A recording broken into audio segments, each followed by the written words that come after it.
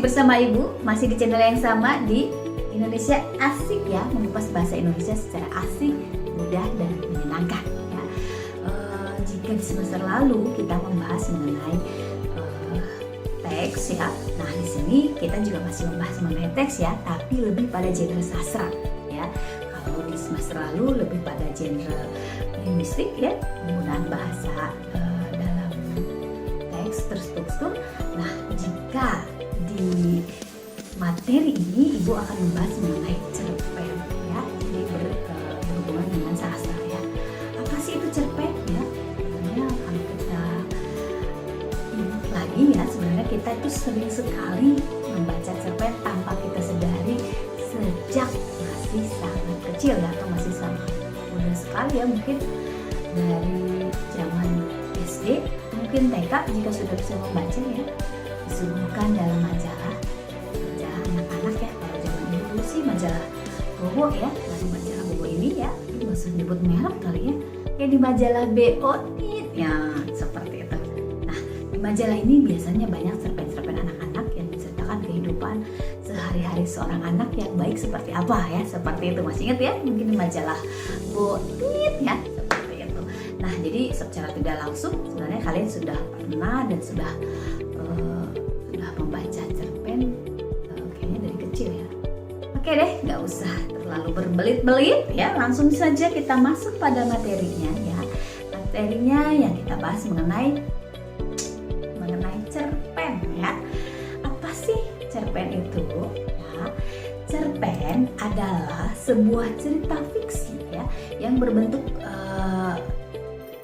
pendek dan menggambarkan atau menceritakan tentang suatu kisah seseorang secara ringkas, mulai dari konflik hingga pada penyelesaian masalahnya ya.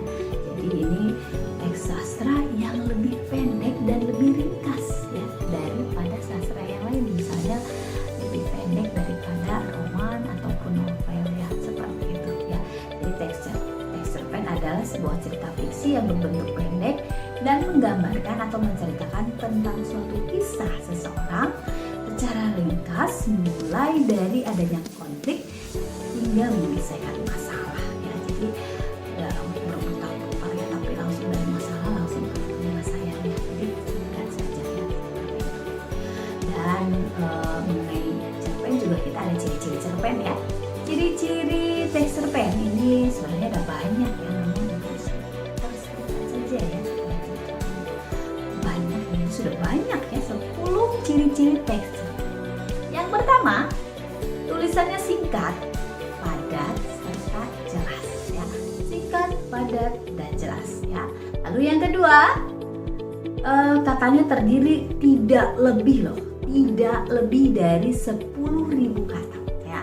Lalu biasa menceritakan tentang kehidupan sehari-hari dari tokohnya ya. Jadi misalnya kehidupan si tokoh misalnya ya, kalau ini adalah sebuah cerpen mengenai anak sekolahan, berarti menceritakan tentang kehidupan sehari-hari anak sekolahan, mulai dari sekolah, lalu dia pulang sekolah pulang sekolah misalnya mau kemana, atau dia dari pulang sekolah langsung ke rumah, lalu di rumah ternyata ada masalah atau apa.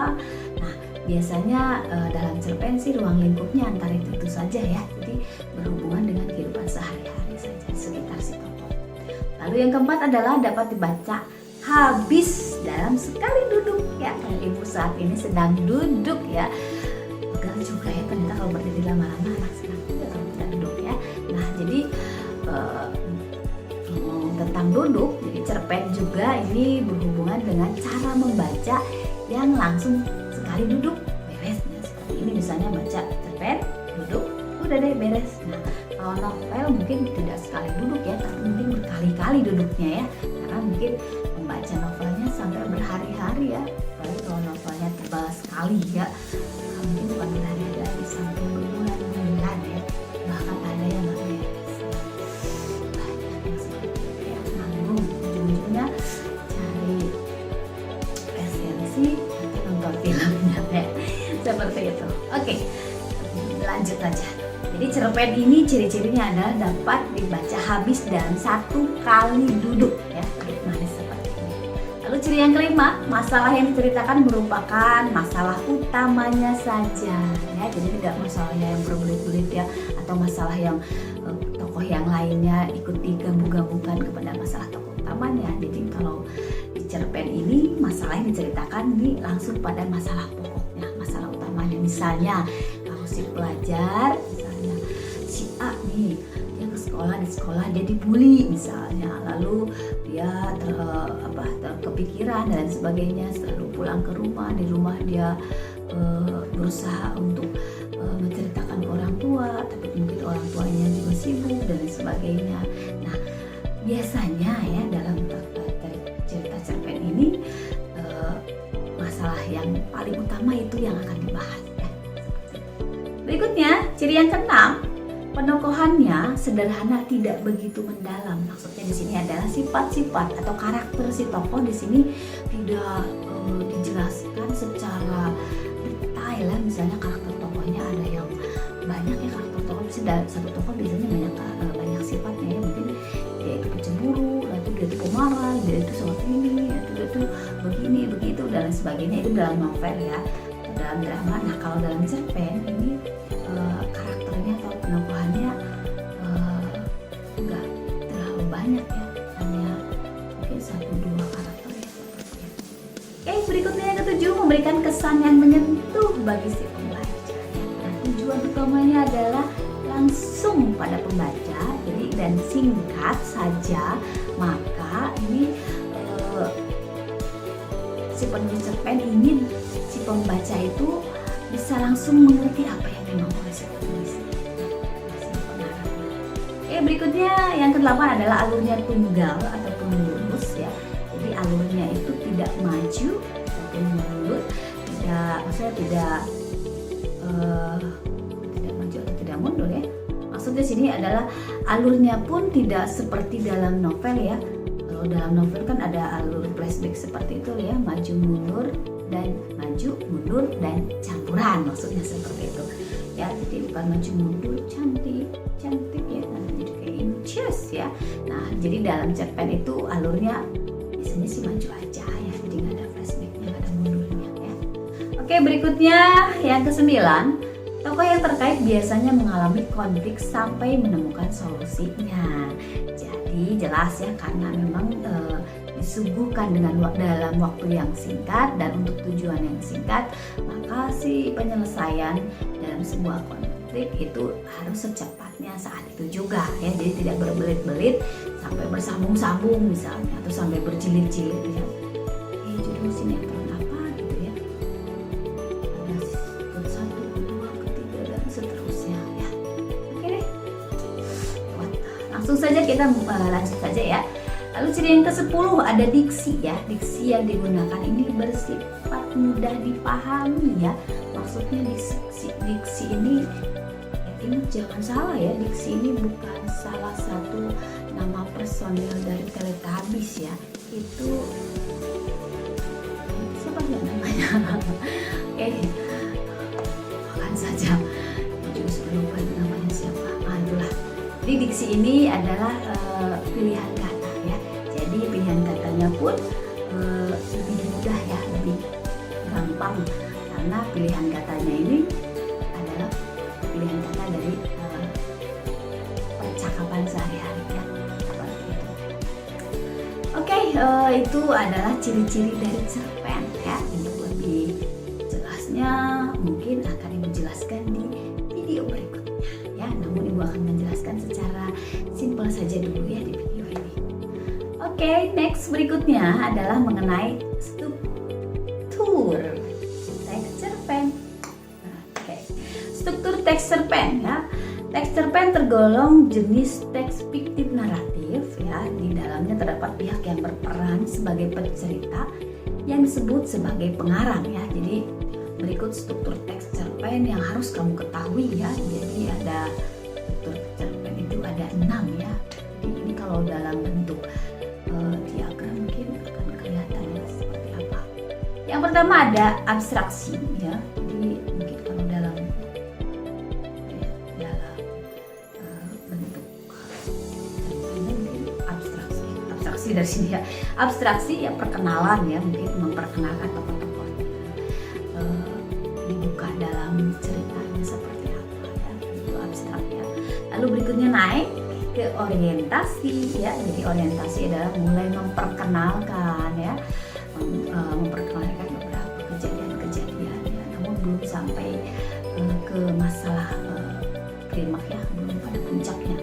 Lalu naik lagi ke komplikasi ya, mulai ada banyak permasalahan ya, mulai banyak atau mulai munculnya sebuah masalah ya.